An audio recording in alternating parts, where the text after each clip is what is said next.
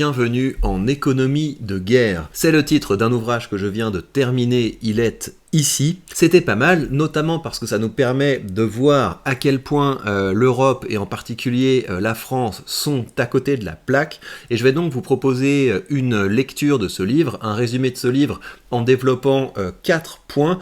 3 des points sont directement dans le livre et le 4e c'est ma réflexion personnelle qui m'a été inspirée par ce livre. Et donc ces 4 points qu'on va développer, c'est que la France est complètement à côté de la plaque parce qu'elle encourage le non-travail, parce qu'elle préfère encourager la demande alors qu'il faudrait encourager l'offre, parce qu'elle laisse courir sa dette et finalement parce qu'elle ne choisit pas son immigration.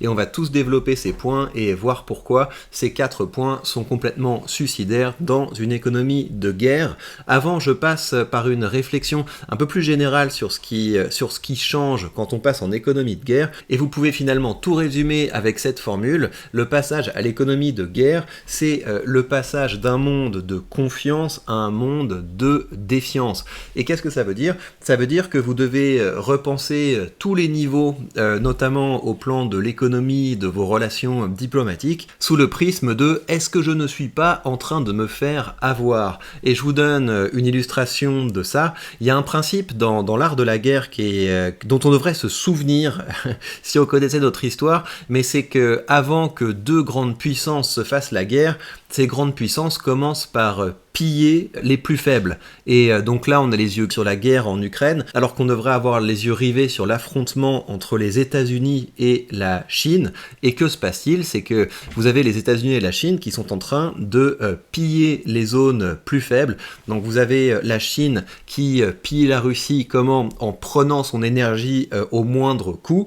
Et vous avez les États-Unis qui pillent financièrement l'Europe en leur vendant leur énergie à un coût qui est très élevé et qu'ils pourront augmenter à merci. Donc commencer à raisonner en termes d'économie de guerre, c'est commencer à regarder la carte du monde, toujours en se demandant, tiens, mais est-ce que je suis pas le gentil idiot dans cette histoire ? Et en termes de naïveté, il faut dire que l'Europe en général et la France en particulier, nous sommes les champions. Alors, on va commencer par développer ces différents points dont je vous ai parlé, à savoir le fait d'encourager le non-travail. Donc ça, la France, c'est les champions en termes de récompense du non-travail. Et pourquoi c'est stupide de faire ça ? Parce que quand vous rentrez dans une économie de guerre, c'est-à-dire que vous rentrez plutôt dans une économie de pénurie, vous rentrez plutôt dans une période où il va falloir faire des efforts, il va falloir que tout le monde se mobilise. Et nous, ce qu'on privilégie, c'est le fait d'avoir les retraités les plus jeunes au monde. On se dit que c'est une super idée d'avoir les retraités les plus jeunes au monde. Et par ailleurs, on permet à beaucoup de jeunes de ne pas travailler, notamment avec le RSA et avec tout un tas d'aides qui poussent les gens à ne pas commencer à avoir une expérience professionnelle. Il faut bien garder à l'esprit que le fait d'avoir des gens qui ne travaillent pas, c'est un véritable passif, parce que tout le temps que les gens ne passent pas à travailler, d'une part, c'est quelque chose qui nous coûte très cher, mais également, c'est du temps que les gens ne passent pas à développer des compétences, à augmenter leur niveau de capacité à créer de la valeur. Je vous donne quelques chiffres là-dessus, je les ai tweetés parce que c'est quand même assez intéressant. Donc, de 1990 à 2020, les prélèvements sociaux sont passés de 21% à 32% du PIB, et une grande partie de cette augmentation vise à financer les retraites. Donc on est un système où les forces vives de la nation, on les écrase, et pour financer des inactifs. Et pour financer quel type d'inactifs ? Les inactifs les plus jeunes au monde, et c'est ça qui est fou. Vous avez seulement un tiers des 60-65 ans qui sont actifs en France, contre 70% en Suède. Pourquoi ? Parce que tout le monde prend des retraites anticipées. Pourquoi se priver ? C'est payé par les actifs. Et évidemment, le nouveau Front Populaire veut aggraver cette situation. On pourrait peut-être partir à 55 ans, pourquoi pas. Et évidemment, ce qu'il faudrait faire, ce serait mettre à contribution ces gens qui, a priori, ont une certaine expérience, les faire travailler, pourquoi pas faire du mentorat auprès des jeunes et leur trouver une manière de pouvoir contribuer à la création de richesses plutôt que d'en faire seulement des gens qui sont passifs. Je parle même pas des jeunes qui ne travaillent pas et qui sont au RSA, parce que ça, c'est quelque chose qui est encore plus scandaleux. Il faudrait mettre tout ce monde au boulot. Mais pour ce faire, on a un autre problème en France, et c'est le deuxième point, c'est qu'on a axé notre économie sur l'offre alors qu'il faudrait axer notre économie sur la demande. Pourquoi c'est une bonne idée d'axer notre économie sur l'offre ? Eh bien, parce que qui dit offre dit capacité capacité de production. Ça veut dire que vous avez une capacité à produire des machines, à produire de la technologie, à produire pourquoi pas des munitions, à produire tout un tas de choses et à le faire localement, à produire de la nourriture évidemment. Et donc quand on passe dans une économie de guerre où on commence à se méfier, etc., qu'est-ce qui se passe pour les pays qui sont plus côté demande? C'est que leurs magasins risquent assez rapidement d'être moins bien achalandés, sans parler du fait qu'il va falloir payer beaucoup plus cher pour récupérer les choses qu'on n'est pas capable de produire de façon locale. Et la France a complètement détruit son offre, sa capacité de production. Comment? En haussant les impôts. C'est parce qu'on écrabouille de taxes et d'impôts les créateurs de valeur, les créateurs de richesses, les créateurs de produits, pour donner plus de pouvoir d'achat à des consommateurs dont beaucoup ne produisent rien. En fait, ils sont simplement financés par les impôts des autres. Et ça, c'est une situation qui est suicidaire parce qu'on se crée comme ça une assistosphère, une grèvosphère potentielle et une racaillosphère qui ne contribue pas à la richesse et qui en plus est vindicative et pousse toujours plus pour des politiques gauchistes qui continuent de ruiner le pays. Troisième point, c'est délirant quand on entre en économie de guerre de laisser filer la dette. Pourquoi?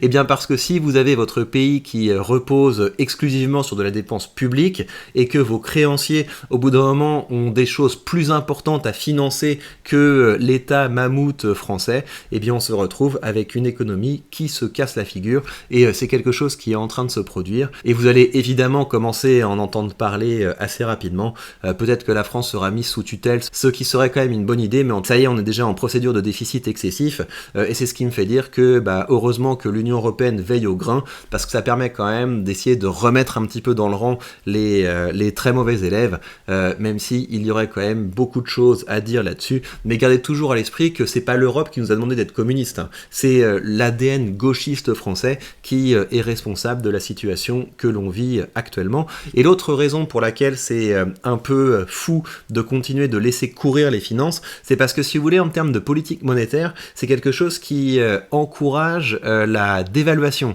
Et officiellement, l'Union Européenne ne dévalue pas l'euro, mais officieusement, c'est bien ce qui se passe. Si vous regardez le cours de l'euro, ça ressemble à ça. On a l'euro qui décroche progressivement par rapport au dollar. C'est intéressant en fait, quand vous avez une économie bourrée de dettes, parce que si une partie de votre dette est labellée en euros, eh bien ça vous permet d'avoir finalement la valeur de votre dette qui diminue. Mais le pendant de ça, c'est que vous créez une inflation durable. Parce que vu qu'on produit de moins en moins de choses en Europe, toutes les choses qui comptent, à commencer par l'énergie, on va devoir la payer beaucoup plus cher. Parce que tout ce qui est en dollars, à mesure que l'euro se dévalue, ça va nous coûter de plus en plus cher. Et on peut commencer à en voir des matérialisations très concrètes. C'est que, par exemple, quand les Américains viennent dans un 5 étoiles en France, ils sont contents. C'est comme nous quand on va en Tunisie ou au Maroc.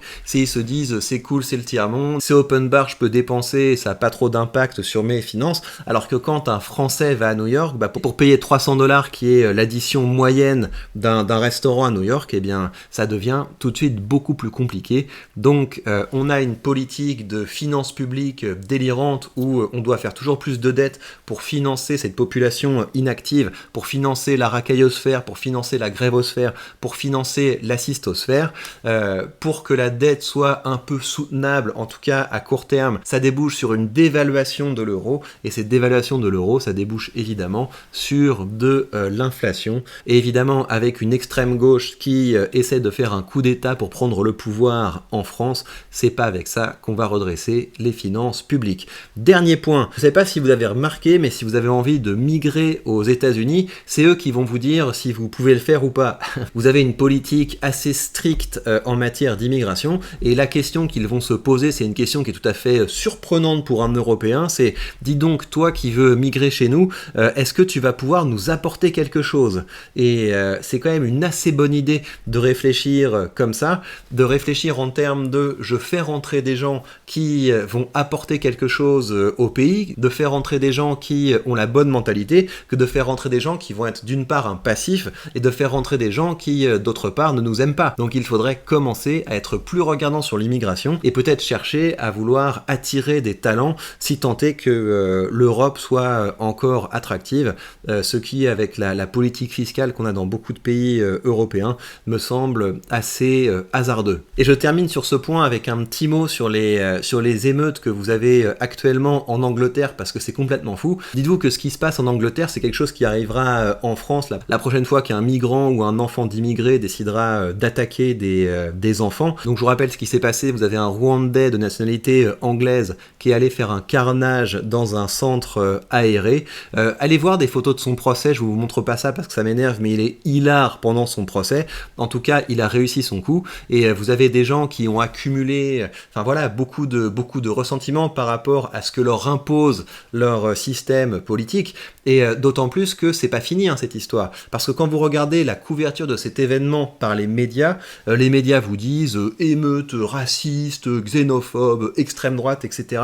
Je reviens pas dessus parce que j'ai déjà couvert ça sur cette chaîne, mais on nous impose un récit très clair où si on se fait attaquer, si on se fait prendre ce qu'on a de plus cher, on doit juste se taire, on n'a pas le droit d'avoir de la solidarité entre nous, on n'a pas le droit d'avoir envie de partager la colère des gens qui se sont fait prendre ce qu'ils ont de plus cher, et pendant ce temps-là, la police est tout à fait complaisante. Vous avez en Angleterre, je vous montre pas les images parce que je les trouve trop violentes, mais vous avez des pauvres blancs qui se font défoncer par des milices islamistes qui ont profité de ce sursaut de colère pour dire on est en danger, donc on s'arme et on va frapper du blanc à l'aveugle dans les centres-villes. Et le truc le plus fou dans cette histoire, c'est cette nouvelle que j'ai vue passer ici. Vous avez le gouvernement qui libère des prisonniers de droit commun. Pourquoi ? Pour pouvoir incarcérer plus rapidement les émeutiers. Donc vous avez vos enfants qui se font défoncer, vous sortez dans la rue pour dire c'est pas possible, il faut arrêter de nous imposer ça, et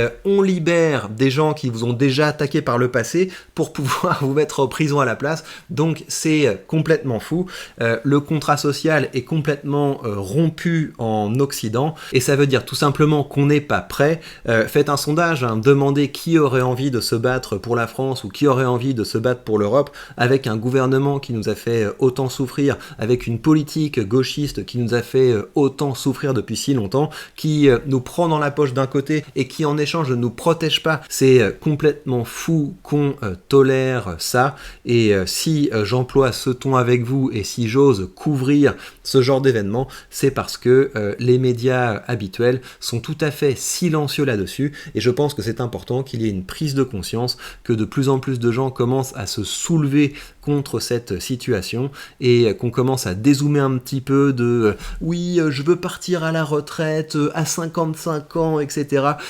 Je me suis cassé un ongle, donc j'ai besoin du RSA, etc. Qu'on sorte un petit peu de cette politique-là, qu'on supprime le gauchiste en nous et qu'on combatte fermement les gauchistes autour de nous, parce que sinon on ne va pas s'en sortir. Donc si vous trouvez que j'ai dit les termes dans cette vidéo, je vous invite à l'aimer, je vous invite à la partager, je vous invite à vous abonner, et je vous invite également à créer du contenu de votre côté. Et je vous rappelle par ailleurs que la première chose à faire si vous voulez commencer à passer de l'autre côté, si vous voulez rompre avec le gauchisme mental, c'est de commencer à investir, de commencer à préparer votre liberté financière pour vous et pour vos enfants. Et pour ce faire, vous avez comme d'habitude mon lien affilié vers mon courtier de Giro, et grâce à ce lien affilié, vous pourrez commencer à investir avec 100 € de frais de courtage remboursés, ce qui vous permettra d'ouvrir plusieurs positions de façon tout à fait indolore. C'était donc le résumé de Bienvenue en économie de guerre. Vous pouvez lire cet ouvrage, il est intéressant. Je vous mets un lien Amazon affilié si vous voulez l'acheter en me faisant gagner de l'argent, et je continuerai à partager avec vous mes lectures au fur et à mesure que je vois certaines choses intéressantes. Le dernier ouvrage que je me suis acheté, j'espère qu'il va pas me tomber des mains, mais c'est un livre sur la guerre des semi-conducteurs, et je pense que ça vaut le détour. Donc si c'est effectivement intéressant, je partagerai ma lecture avec vous. Et bien voilà, chers amis, prenez bien soin de vous et à très vite pour de prochaines news.